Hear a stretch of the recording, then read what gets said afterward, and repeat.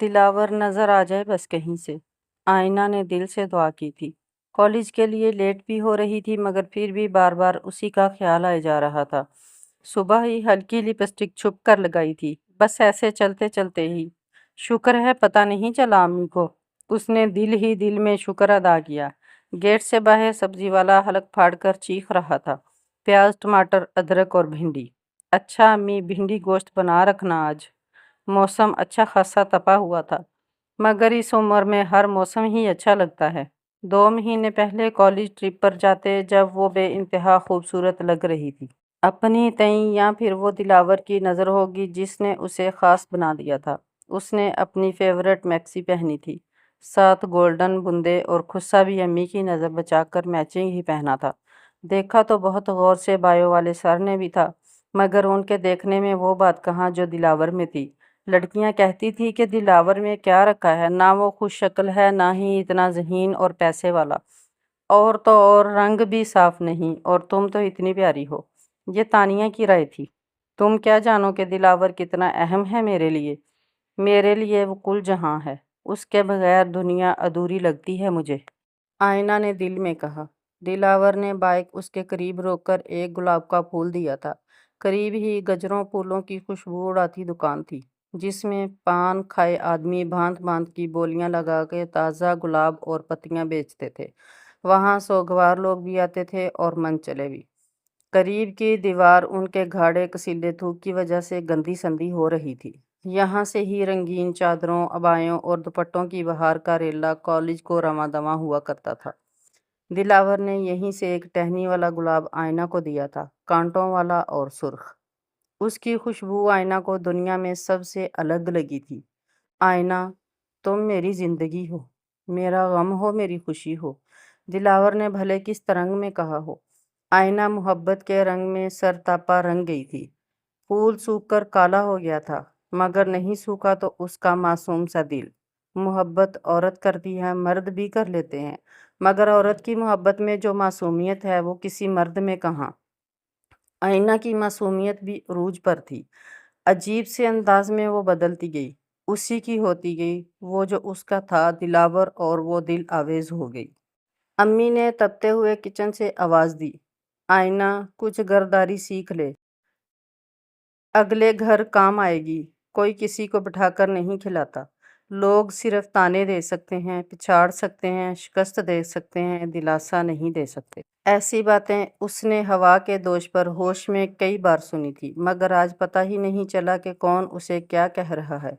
किसी का ख्याल कितना अनोखा है। पता नहीं कौन लोग हैं जो ऐसे हैं कि दिल दुखाने के सिवा और कोई काम ही नहीं।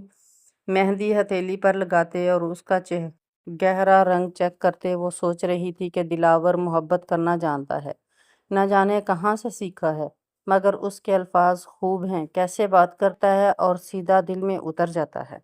बदलते मौसमों की तरह नहीं है वो, हर बार ही उसे देखकर दिल को खुशी मिलती है। काश सारी दुनिया ही ऐसे लोगों से भर जाए, और जैसे अम्मी कहती हैं कि लोग होते हैं वो रहे हैं ना, जैसे अम्मी कहती हैं कि लोग होते हैं वो रहे ही ना। खुद कलामियों का सिलसिला था जो न जाने कब तक चलता। वो खुद से बातें कर रही थी जब अचानक अम्मी ने सामने ट्रे में दाल गोश्त और रोटी लाकर रखी, बल्कि पटकी थी। न जाने किस ख्याल में रहती हो। कितनी आवाज़ें दी हैं, जवाब तक नहीं दिया गया। क्या हो गया है तुम्हें? न जाने कब शाम से रात का अंधेरा भी फैल गया, और मुझे पता भी नहीं चला। सामने अनार का दरख्त अंधेरे में मुकम्मल डूबकर उदास हो रहा था। सब अंधेरे में डूबकर कैसा अजीब लग रहा। फर्श पर अनार के फूल, और उसमें दिलावर का दिया हुआ फूल अपनी किताब में समेटा, और उठ खड़ी हुई। रात होगी और पता भी नहीं चला। दिलावर ने धीरे धीरे मोहब्बत की और आईना को अपना गर्विदा कर लिया था। छोटे छोटे लफ्ज़ और छोटे छोटे जुमले बहुत तेज़ी से उसे दिलावर का कर रहे थे। वो हर वक्त दिलावर के बारे में सोचा करती। जिंदगी में सोचने को अब रह ही क्या गया था।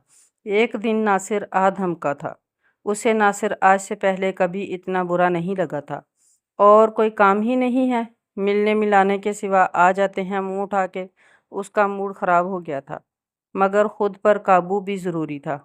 अम्मी अंदर लाउंज में हैं, لہجہ پہلے سے بھی روکھا سوکھا ہو گیا تھا، سوکھے پاپے کی طرح جو کئی دن کچن کے کسی کونے میں بے یارو مددگار پڑا رہا ہو۔